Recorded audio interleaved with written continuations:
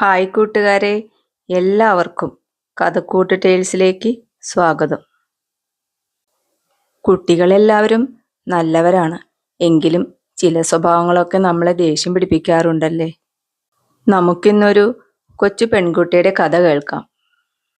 ഒരു ഗ്രാമത്തിൽ നടാഷ എന്നു പേരുള്ള ഒരു പെൺകുട്ടി ഉണ്ടായിരുന്നു. എപ്പോഴും വഴക്കിടുന്ന ഒരു സ്വഭാവക്കാരിയായിരുന്നു നടാഷ. അവൾക്കൊരു കൊച്ചനുജത്തി ഉണ്ടായിരുന്നു. അവളോടും അവൾക്ക് ദേഷ്യമായിരുന്നു. അച്ഛനും അമ്മയും അവളുടെ ഈ സ്വഭാവം കാരണം വളരെയധികം വിഷമിച്ചു. ഒരു ദിവസം സ്കൂളിൽ കൂട്ടുകാരോട് വഴക്കുണ്ടാക്കിക്കൊണ്ടിരുന്ന നടാഷയെ ടീച്ചർ ശാസിച്ചു. "നീ എന്താണ് ഇങ്ങനെ പെരുമാറുന്നത്? നീ എന്തൊരു കുട്ടിയാണ്?" ടീച്ചർ വല്ലാതെ ദേഷ്യപ്പെട്ടു.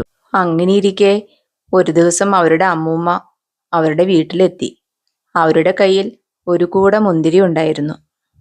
ആ മുന്തിരി മുഴുവൻ നടാഷ മേടിച്ചെടുത്തു. അവൾ പറഞ്ഞു, "ഇതെന്റെ സ്വന്തമാണ്, ഞാനിത് ആർക്കും തരില്ല." അച്ഛനും അമ്മയും ദേഷ്യപ്പെട്ടു. മുന്തിരി എല്ലാവർക്കും പങ്കിട്ട് കൊടുക്കൂ എന്ന് അവളോട് പറഞ്ഞു. അവളതനുസരിച്ചില്ല. അമ്മുമ്മ പറഞ്ഞു, "നിന്റെ അനീതിക്കെങ്കിലും കുറച്ചു കൊടുക്കൂ." അവളതൊന്നും കേട്ടതേയില്ല. അവര് പറഞ്ഞു, "ഈ നടാഷ എന്തൊരു കുട്ടിയാണ്, എന്തൊരു സ്വഭാവമാണ് ഇവളുടേത്." ഒരു ദിവസം അവൾ രാവിലെ ഉറക്കമുണർന്ന് കിടക്കുകയായിരുന്നു. ജനലഴികൾക്കിടയിലൂടെ സൂര്യരശ്മികൾ അകത്തേക്ക് വന്നുകൊണ്ടിരിക്കുന്നു.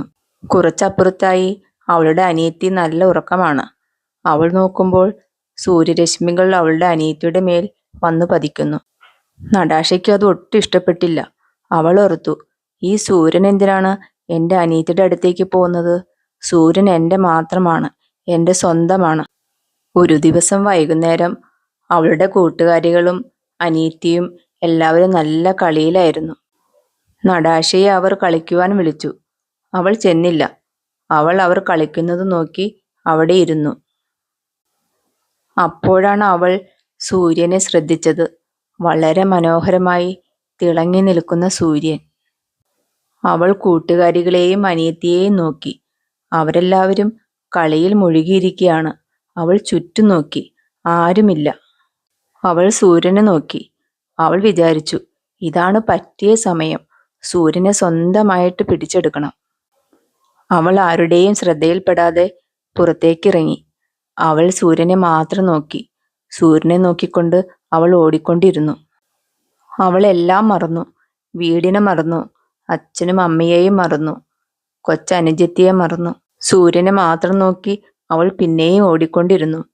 അവൾ അവളുടെ സ്കൂളിനരികിലെത്തി. അവൾ സ്കൂളിനെയും കൂട്ടുകാരെയും എല്ലാം മറന്നു. അവൾ ആ ഗ്രാമവും കടന്ന് പിന്നെയും ഓടിക്കൊണ്ടിരുന്നു. സൂര്യനെ മാത്രം നോക്കി സ്വന്തമാക്കുവാൻ വേണ്ടി അവൾ ഓടിക്കൊണ്ടേയിരുന്നു.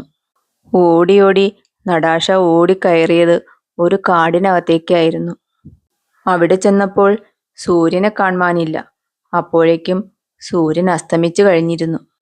അവൾ അങ്ങോട്ടും ഇങ്ങോട്ടും പരിഭ്രമത്തോടെ ഓടി നടന്നു. അവൾക്ക് സൂര്യനെ കണ്ടെത്താനായില്ല. അപ്പോഴേക്കും ഇരുട്ട് വ്യാപിച്ചു തുടങ്ങിയിരുന്നു.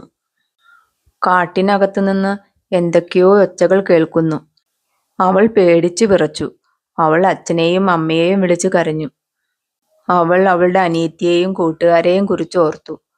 അവൾ വീണ്ടും കരഞ്ഞുകൊണ്ടിരുന്നു. ഒരു മരത്തിന് ചുവട്ടിൽ അവൾ പേടിച്ചു വിറച്ചിരുന്നു. അവൾ ദൈവത്തോട് പ്രാർത്ഥിച്ചു, "ദൈവമേ, നാളെ സൂര്യൻ ഉദിക്കണേ, വീട്ടിലേക്ക് പോകുവാനുള്ള വഴി കാണിച്ചു തരണേ." എങ്ങനെയോ ആ രാത്രി കഴിച്ചുകൂട്ടി. നേരം പുലർന്നു. സൂര്യരശ്മികൾ അവളെ തലോടി. ഭാഗ്യത്തിന് അവൾക്ക് വീട്ടിലേക്ക് പോകുവാനുള്ള വഴി കണ്ടെത്തുവാൻ കഴിഞ്ഞു.